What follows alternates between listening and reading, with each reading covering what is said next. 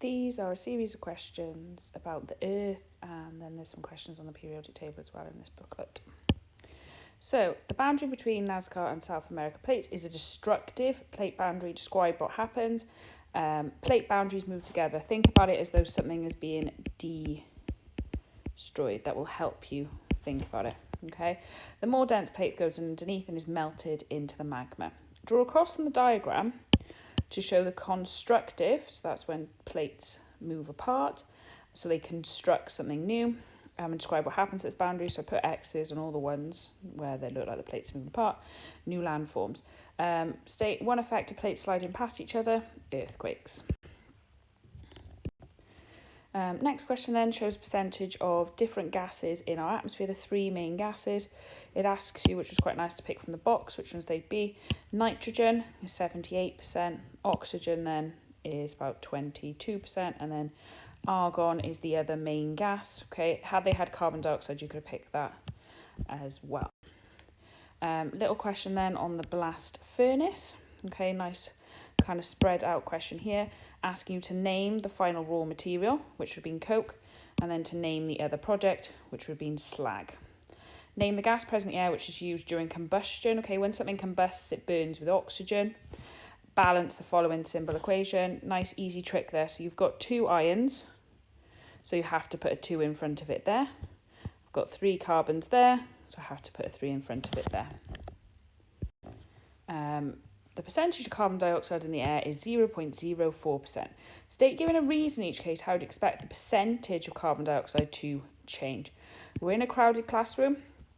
It's going to increase because the pupils will be breathing out CO2 as a waste product of respiration.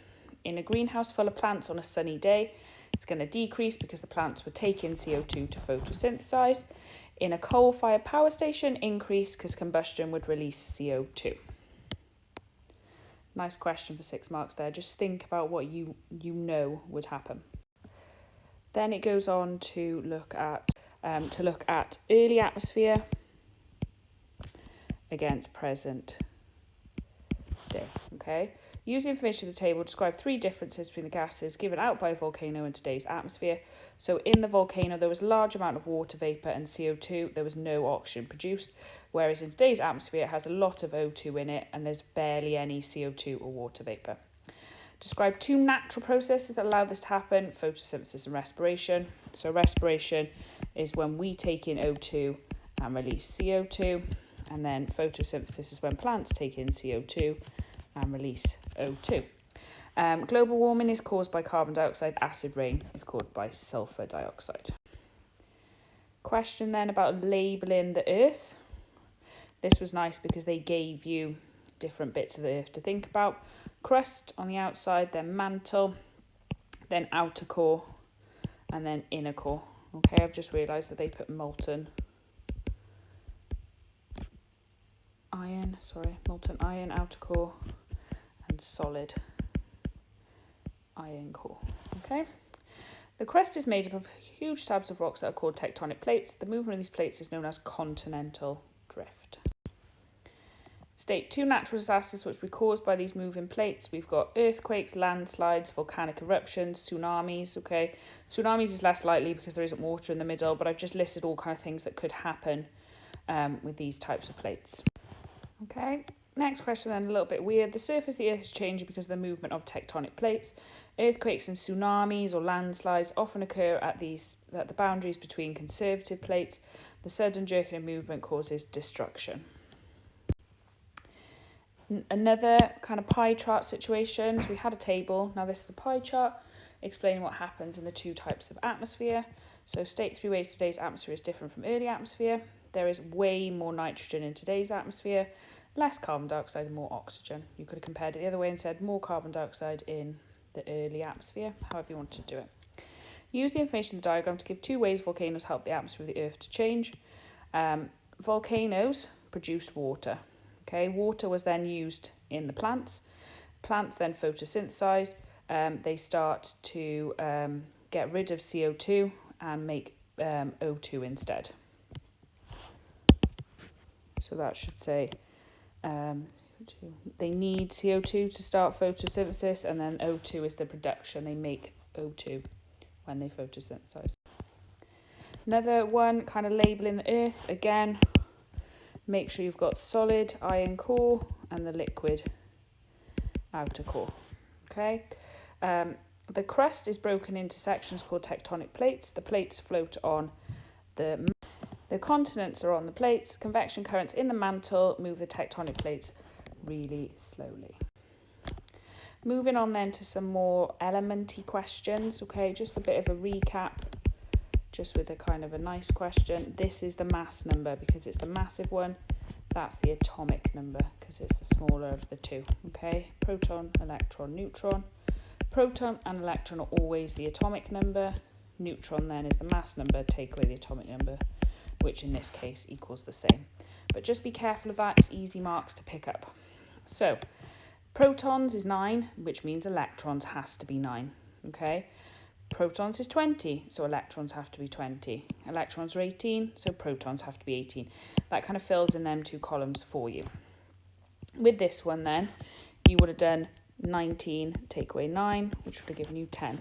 With this one then, you would have done 40, take away 18, which would have given you 22 to put in there, okay? This then, they're just asking you to work out. So the symbol is calcium. You could have found that on the periodic table. That is exactly what it would look like. Give the names of the elements which have the same mass number. So this is argon and calcium. Use an X to represent an electron. Draw the electron structure of argon, okay? So argon has got 18 electrons. 18 electrons. 2 electrons go in the first shell, 8 go in the next shell, and it carries on. This one would be like that, okay? Give one similarity and difference between the nuclei of both two boron atoms. They've got the same number of protons, electrons, and they've got the same atomic number. They've got different number of neutrons, and they've got different mass number.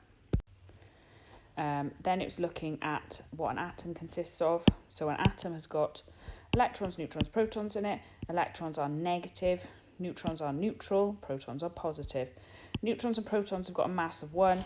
Electrons are either negligible or they've got a mass of 1 over 2,000. Another kind of situation here. Element X has 9 electrons, 9 protons. That gives us the atomic number. So that's the smaller number down here. Then all you have to do is the number of neutrons plus protons, and that will give you the mass number, and write it by here. Okay. Another table then. So atomic number gives you the number of electrons. Okay. Neutrons then, we'd have to do the mass number, which was 37, take away 17, which gave us 20. Okay. Place the box to show the electron structure of sodium. So sodium's got 11 electrons. 2 go in the first shell, if you want. 11 take away 2 equals 9. So 8 can fit in the next shell. 9 take away 8 equals 1. 1 goes in the final shell. Okay. Element Z is found in group 2, period 4. Period 4 means it's got 4 shells. So that means we're going to see 4 numbers. Group 2 means it's got 2 in the outer shell. So it's got to be this one. 4 numbers, 2 in the outer shell. Give a reason, the choice of the element that is in period 2. So we're looking for 2 shells. The only one that's got 2 shells is E, so that would be the answer to that. Give the letters A through E, the 2 elements are in group 0. Group 0, they have 8 in their outer shell, so that would be E and B, okay, because they've got full outer shells. Another element X is in the same group as element E, but is one place above it. So element E was argon. Nope, that's a lie. Element E was neon. I went and looked on the periodic table. The element above neon was helium. Helium's got 2 electrons, so that's what the structure would look like. Explain how the electron structure of element A can be used to determine the number of protons in its nucleus. Protons equals to electrons, so it has the same number of protons as it has electrons. So A has 17 electrons, so it'll have 17 protons. It's always the same. Nice little diagram here. Okay. Mixture of 2 different elements, because there's elements, but 2 of them. This is an atom, molecule of a compound, 2 different types chemically bonded. A molecule of an element is 2 of the same bonded together. Drawing of an atom. Name part A. So part A is the thing that's orbiting in the shells. So that would be the electron. It's nice that they've given you a bit of a helpful hint here with the box. Electrons are negative, okay?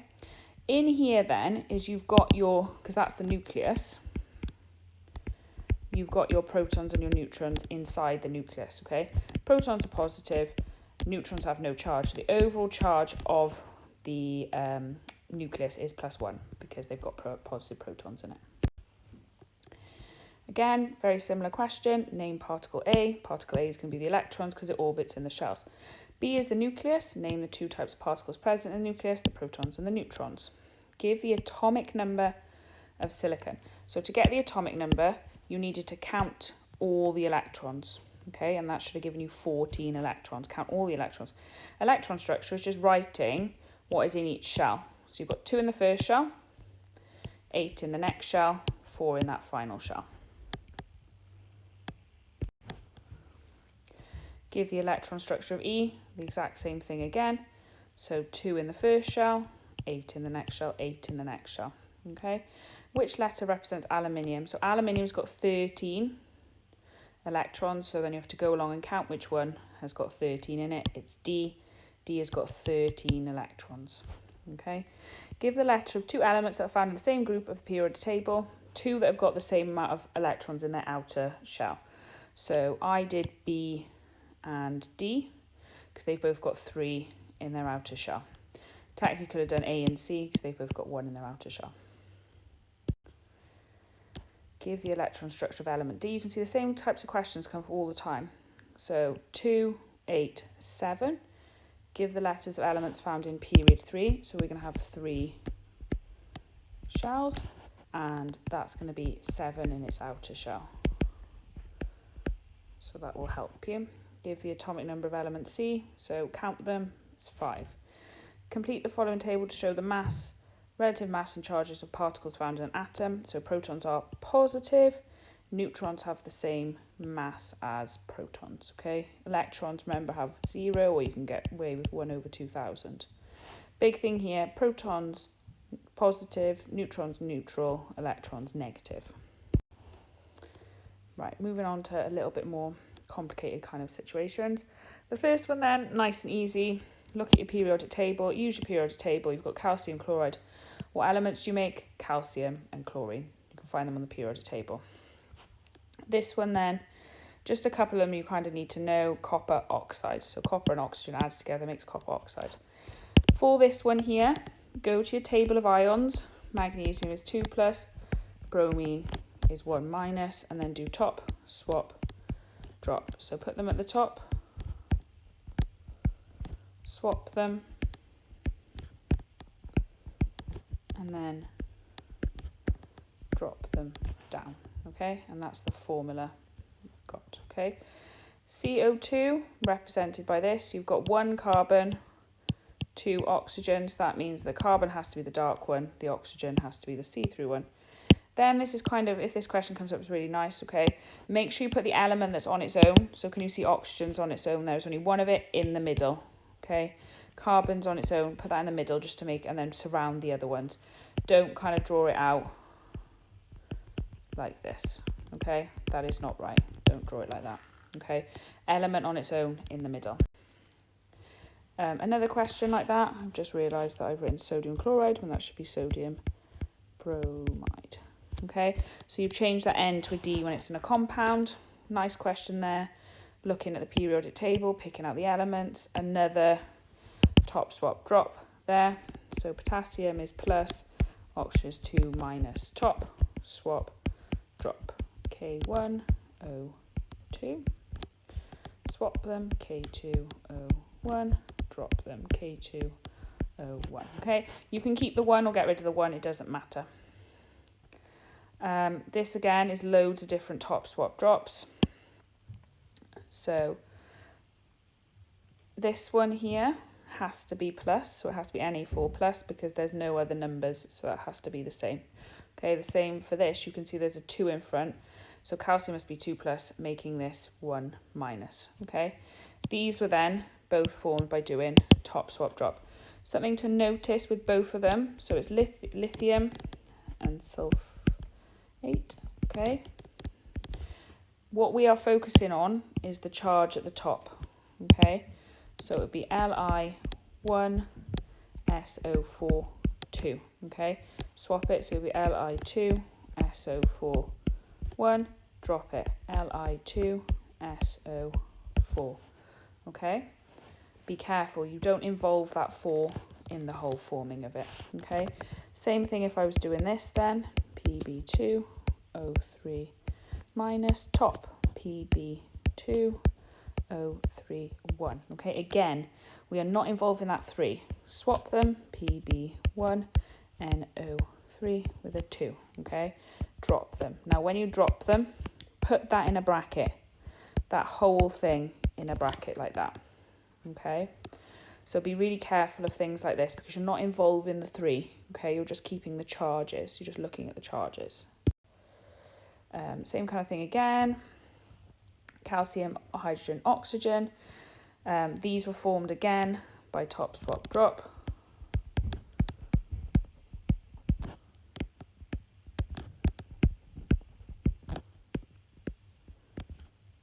Sorry, swap.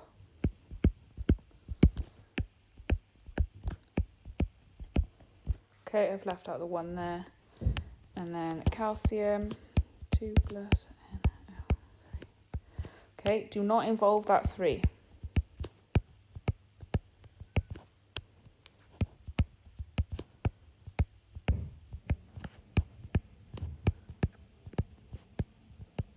Okay. This was actually a nicer question, you might think. Contains 2 hydrogen atoms, 2 carbon atoms, 2 and 4 oxygen atoms. All you had to do is write it with the little 2's underneath. Another drawing one, so use the key to represent nitrous oxide. The main rule here is to remember the oxygen's on its own, so the oxygen goes in the middle. Give the chemical formula, so you've got 1 nitrogen, 3 hydrogens. 2 elements then, so elements are anything on their own, so that would be helium and neon because they're in the periodic table. Compounds are 2 or more different elements chemically combined. How many nitrogen atoms? There's 1 nitrogen. How many atoms in total? So you've got 1 hydrogen, 1 nitrogen, 3 oxygens added together, that would be 5. Give the formula of the ions present in magnesium chloride. You don't need to know this. Turn to the table of ions, which you will be given, okay? Give the chemical formula of sodium hydroxide. So sodium's Na+, hydroxide's OH-. Same symbols, we don't need to do top, swap, drop. Just put it in. Last question then. Same kind of thing going on. We've got all sorts of stuff running down the side here. Quite a complicated table for 3 marks to fill out, okay? So, number of electrons in element C is 6, so that means the atomic number has to be 6, okay? Number of neutrons is 4, protons is 3, so you add them together to get the mass number, so the mass number has to be 7, okay? This one then, mass number is 23, atomic number is 11, take them away to work out the number of neutrons, which will give you 12. Give the electron structure of element D, so element D's got 10, so 2 go in the first shell, 8 go in the second shell.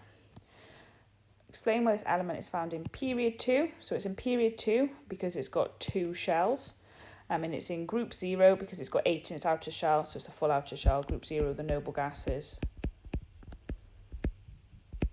or they're sometimes known as group 0 or group 8. Okay. Choose the letters that represent isotopes. Isotopes, then you're looking for something that's got the same atomic number, but a different mass number. So that would be B and C because they've got the same atomic number, but their mass numbers are different.